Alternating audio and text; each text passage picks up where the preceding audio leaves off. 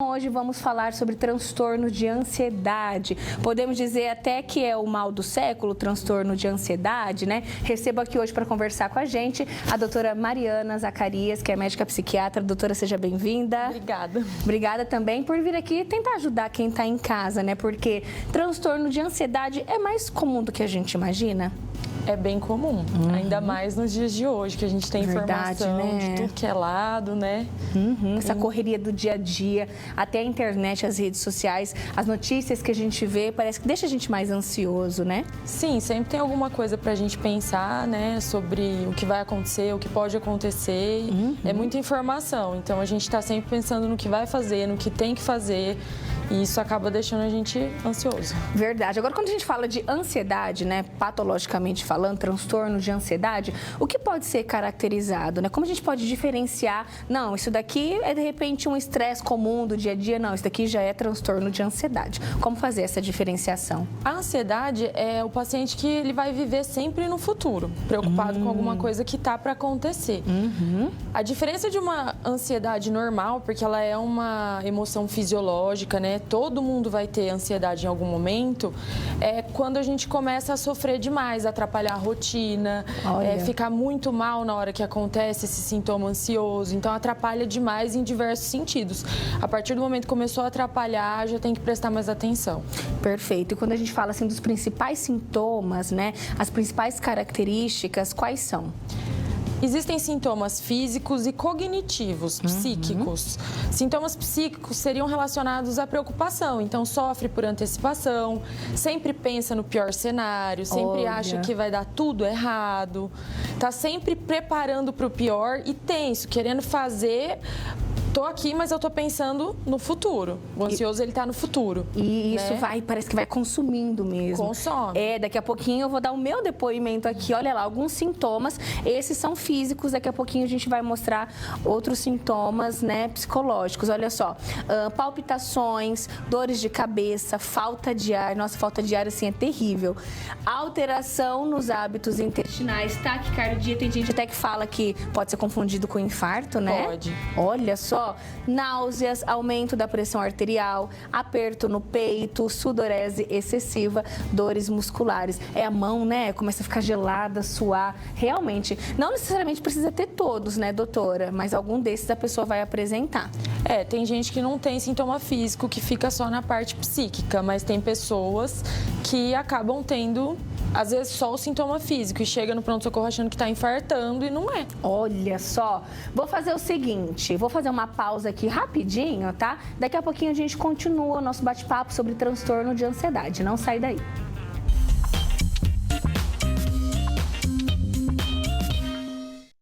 Volta e falando hoje sobre transtorno de ansiedade. E já queria adiantar, doutora, como as pessoas estão se identificando com o tema. Nosso WhatsApp ao vivo aqui, ó, vamos pedir para colocar na tela. Muita gente já participando, enviando perguntas, depoimentos. Daqui a pouquinho a gente vai abrir espaço, vou começar a fazer as perguntinhas de vocês, tá bom? Voltando agora falando de sintomas, no bloco anterior nós falamos dos sintomas físicos. Vamos ver agora alguns sintomas psíquicos, vamos ver aqui na tela. Ah lá, sintomas físicos, a gente já falou de alguns. Sintomas emocionais, agitação, nervosismo, medo constante, dificuldade de concentração, preocupação excessiva e insônia. É isso mesmo, doutora? É isso mesmo. Olha. Basicamente um resumo do que eu tinha dito antes. Aí quando algum desses já é identificado, é importante ter esse acompanhamento e tudo mais. Tem que ver assim, se tá trazendo prejuízo na vida, afetando a tomada de decisão, se tá atrapalhando os afazeres do dia porque fica muito preocupado, tudo isso tem que ser visto.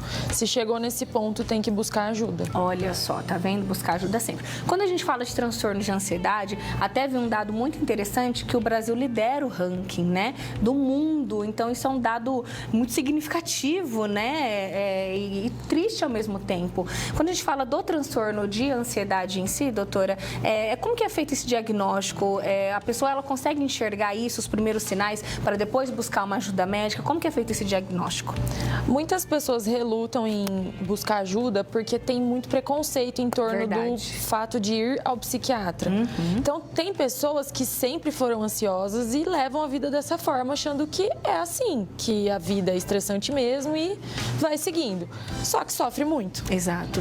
Não consegue dormir, não consegue cumprir as atividades do dia a dia. Mas tem pessoas, se essas pessoas não chegarem até os sintomas físicos, pode ser que elas fiquem por muitos anos vivendo assim. Olha. Agora, se elas começam a ter sintomas físicos, que daí começa a sentir que é uma coisa mais forte, aí acaba buscando ajuda. E muitas vezes, antes de buscar ajuda, a pessoa entra na automedicação. Qual o perigo de uma automedicação?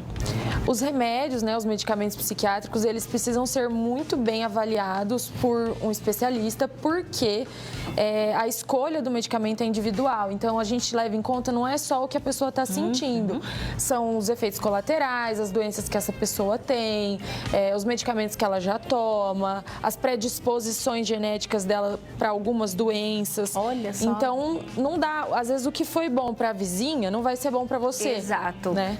A gente até falou agora há pouco da rede social, né? Hoje em dia está muito na moda também, as pessoas vão lá, expõem, falam, né, o que está acontecendo. Ah, não, eu vi a blogueira tal falando, então para mim vai ajudar. Não é bem assim, né? Não. É muito perigoso. E quando a gente fala de ansiedade, tem faixa etária ou todas as faixas etárias estão propensas a ter ansiedade?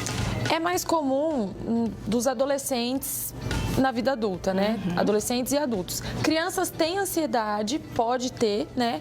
E o mais comum em criança é aquela questão daquela ansiedade de separação. Olha. Que é aquela coisa daquela criança que, por exemplo, vai na escola e não quer sair de casa, não quer sair de perto da mãe, tem apego com essas figuras mais próximas e quando eles têm que sair de perto, eles ficam bem ansiosos.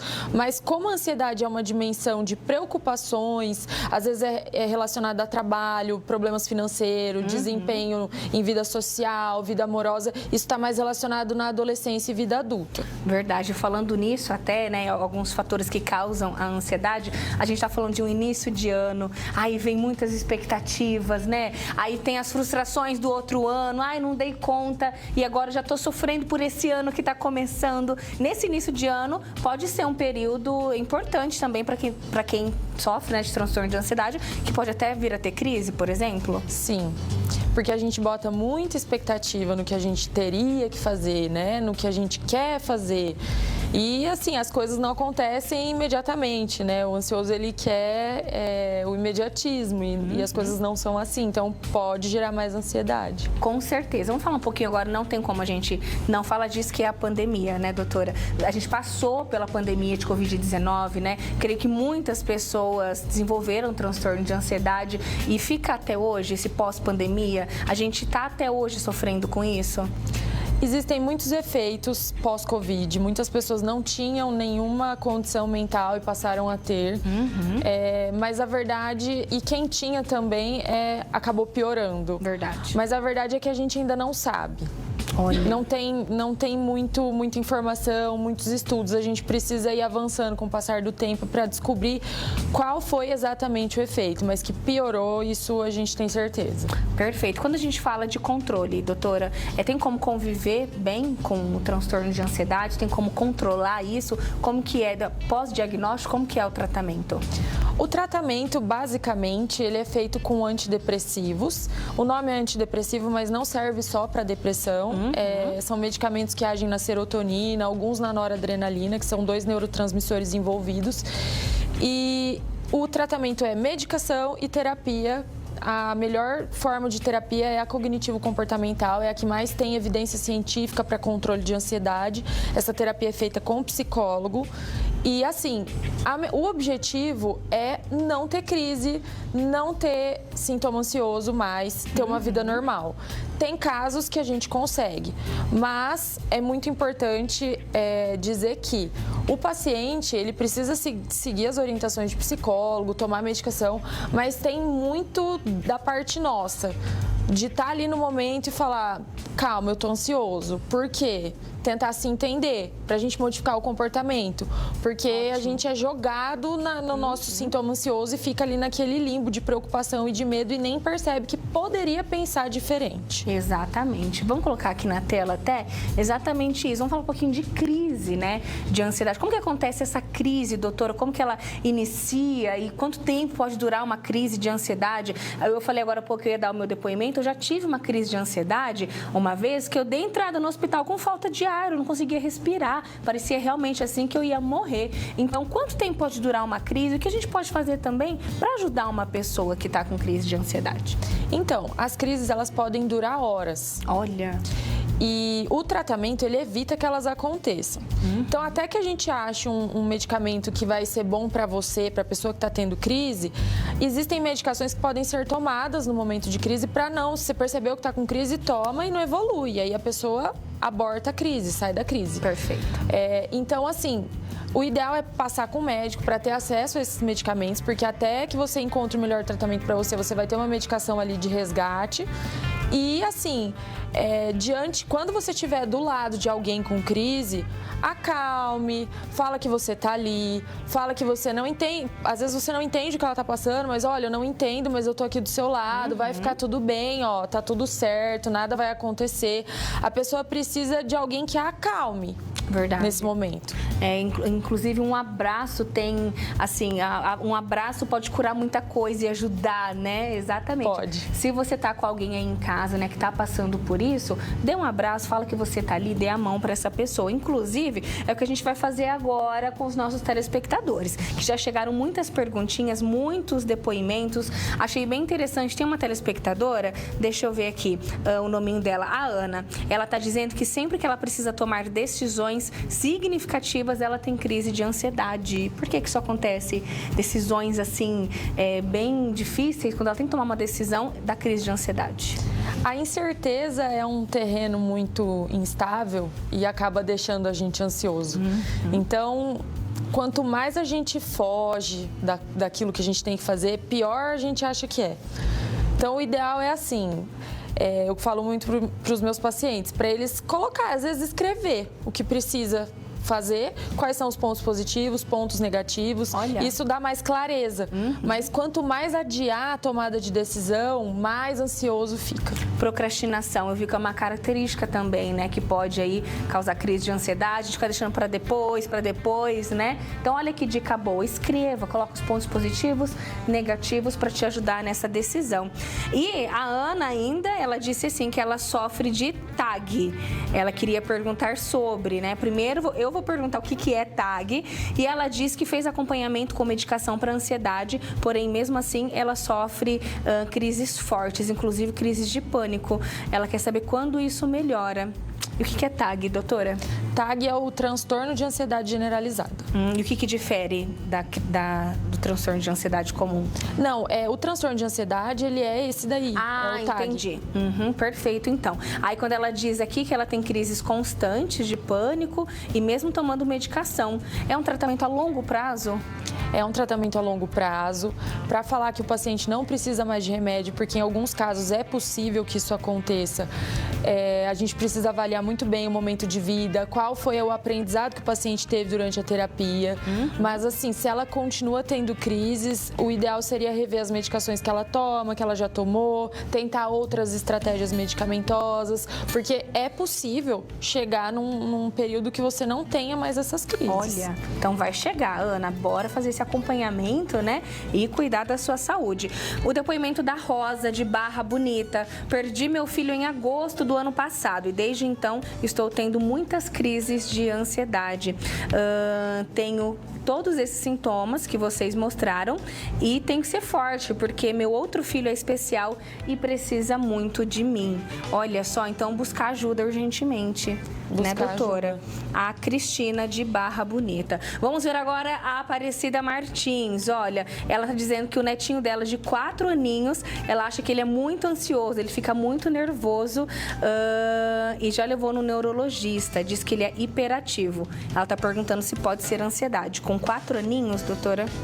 Pode ser, mas precisa avaliar muito bem, porque a agitação, ela se confunde um pouco com a ansiedade. Então, precisa, assim, por aqui é muito superficial, mas Sim, precisa verdade. perguntar outras coisas pra gente conseguir diferenciar o comportamento dessa criança. Perfeito. Olha, de Taciba, quem tá por aqui é a Graciele. Tá dizendo que a cunhada dela foi parar na emergência com dor no peito e muito formigamento nos braços e pernas. A dor no peito passou, mas os formigamentos continuam. Ela diz não ter motivos para estar ansiosa. Olha, mas aí de repente pode ser outra coisa também, né? Pode ser outra coisa, mas se fez exames, descartou tudo de doença orgânica, provavelmente é ansiedade. Porque alguns pacientes evitam lidar com questões que trazem angústia e aí vai pondo debaixo do tapete. Olha só. Então, de repente, surge um sintoma físico. Tá vendo aí, ó, já passa do emocional e vai pro físico. Muito importante a gente cuidar. Várias perguntinhas chegando, mas não dá mais tempo, doutora. Mais alguma coisa a acrescentar no nosso bate-papo de hoje? Ah, não, eu queria agradecer o convite por ter vindo aqui hoje.